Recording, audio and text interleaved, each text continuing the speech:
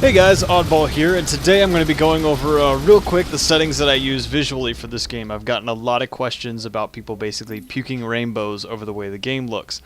So right now, here's what I'm using. I'm running at full 1080p standard with render quality fairly low at 70%. The vertical field of view and the render distance about halfway what they should be.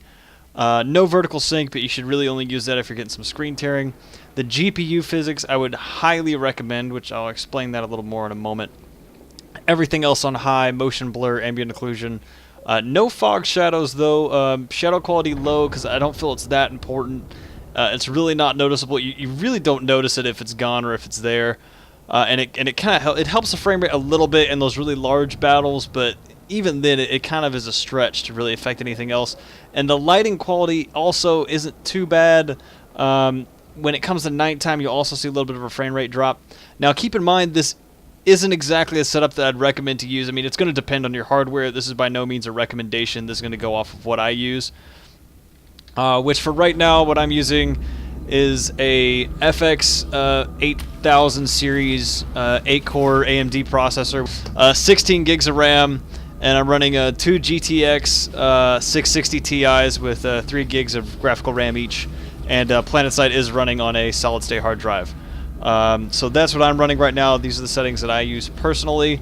Right now, if I'm not recording, which that's a big part of it, if I'm not recording standard in the VR room with just, you know, some random people running around, I pull about 50 to 60 frames per second. If I am recording, it drops down to standard right at 30. And if I go into really heavy fighting, that can drop, I'd say lowest I'll get in the hardest of fighting is I'll occasionally drop down to about 20, 21.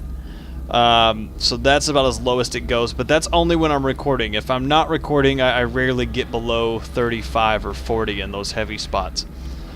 So real quick, if we go back in here, some people are going to have some trouble running GPU physics, but I'd really recommend it because what this is, we'll see, GPU is this. If I fire on the ground, see all these rocks that kind of popped up and roll around and bounce right there? That's the GPU physics kicking in. Now we'll go ahead and see if we can pull up this mag writer here. And now what we should see with GPU physics enabled is a giant shower of sparks and some debris pop up. There we go. And that's just gorgeous. We got bits and pieces of tank lying around here. It's just a lot better. It is very nice to look at. But if I take out my assault rifle, which only has 12 rounds because I was screwing around earlier, but when we go and shoot this, you have these nice sparks that come off and, you know, fall down like that. So that's really nice to have. So I think the things they're going to add to the most is the GPU physics. I mean, that's the thing you're really going to see a change in. Either I'm a really... Okay, yeah, he's glitched. I'll say I'm a really bad shot. But yeah, so that's what I use right now. I'll keep this up for just a moment so you guys can get a good look at it.